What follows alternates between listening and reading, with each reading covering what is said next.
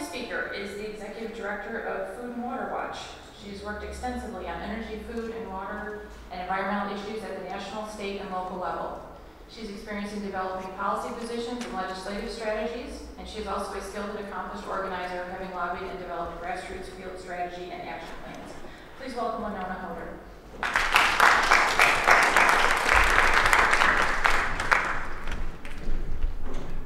So it's fabulous to be here today because we are in an epic struggle against this industry, and it's going to take collective political action to really beat these bastards who are really interested in only profiting and will make a sacrifice zone of 35 states in this country.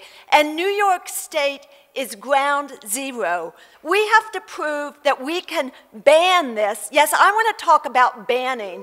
We have to start talking about what we really want, not what we can negotiate. And it's good to do that because we'll give our friends who are interested in regulating and doing the policy work on this more negotiating skill. They look real reasonable if we talk about banning. And there is a countrywide movement against fracking. I just came from New Mexico. Food and Water Watch is a national organization with a campaign to ban fracking, to create the political space to talk about what we really want in this country, to hold our political officials accountable for what they want to do. We all know that Governor Cuomo wants to be president, and we need to make him be a real leader.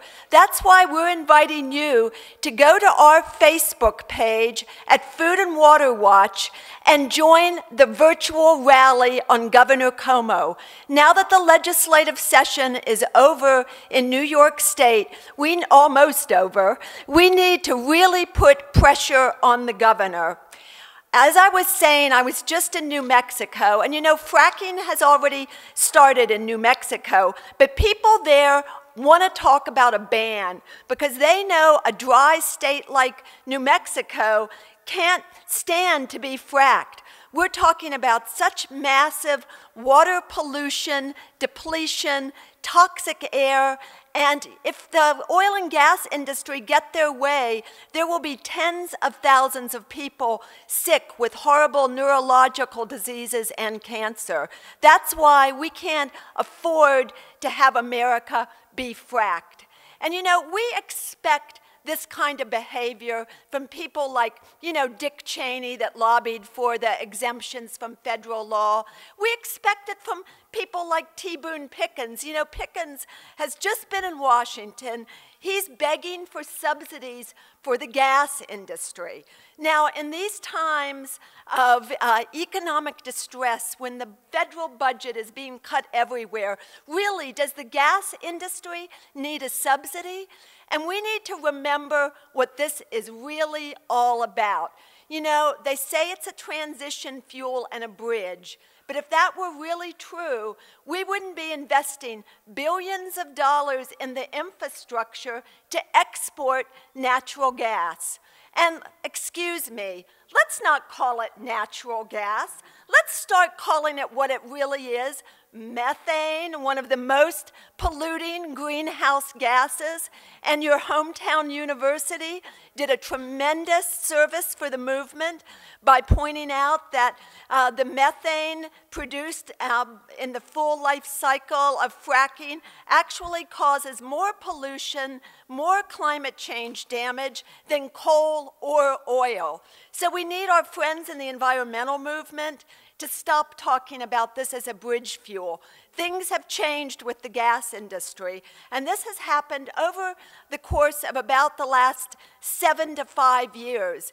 You know, you'll hear Pickens trotting around the country saying, I've never had a problem with fracking in 40 years. Well, the truth of the matter is that this kind of shale fracking is relatively new, developed by Halliburton, and we've only seen it really developed in the last 5 years. So a state like Wyoming, where there's been drilling going on for years, decades, In the last 5 years, there have been 35,000 fracking wells drilled. And in 2009, the rural state of Wyoming didn't meet the Clean Air Act regulations. That's because this doesn't just pollute our water, it creates smog with all the carcinogenic and neurotoxic chemicals, and it's poisoning the air too.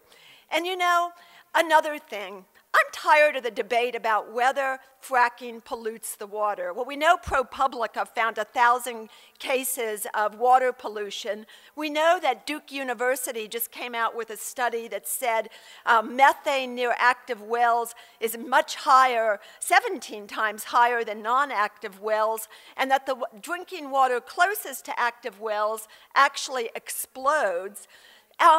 It's time to talk about the real damage from fracking. Even if it was spiffy clean, we can't afford to be using trillions of gallons of water in this country to frack with. And I was at a water industry conference debating a libertarian economist about privatizing water resources, and I was shocked to see that a whole part of the agenda was about the next place that the water industry is going to make money. It's for producing water for fracking and then trying to clean it up after the fracking is done.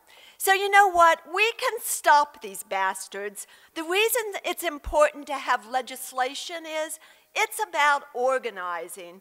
You know, there are now 50 senators in New York State on the ban bill. Yeah, we don't pass it this year, but we need to keep working on legislation because it gives everybody something to do. That doesn't mean that we shouldn't have a regulatory strategy either, and our friends who want to pursue that strategy, that's great. Takes lots of tactics. Nobody's in charge of this movement. There are lots of strategies, but it's about building political power, and then it's about holding these people who we elect responsible. So tell your friends about the virtual rally on Governor Cuomo. We really need Governor Cuomo to stand up on this issue and to stop being silent. Governor Cuomo, we have been investigating his campaign contributions. Do people know who the Koch family is, the Koch brothers? They're funding the Tea Party.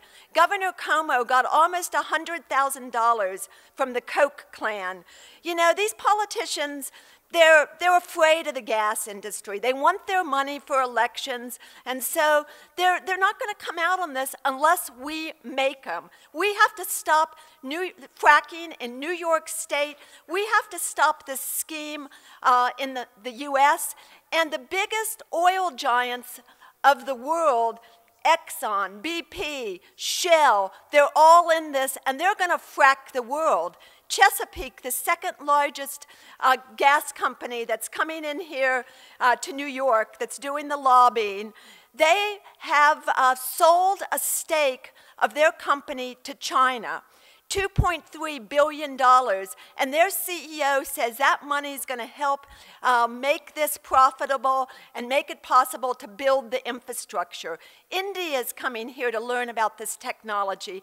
Our oil and gas companies and the European oil and gas companies are going around the world buying leases. They intend to frack the world. We have to stand up and say enough is enough, and we have to tell President Obama in his next election, stop promoting gas. It's time to come out against fracking. We need to ban fracking. We need to start fighting for what we really believe in, and we can join together in this country with people all around the country, and we can do this, and we shouldn't be afraid to ask for what we really want.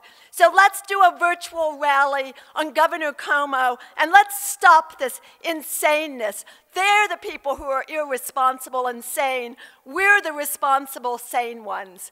Thanks a lot. And go to our website, foodandwaterwatch.org, and get our new report, The Case for Banning Fracking. Thanks so much.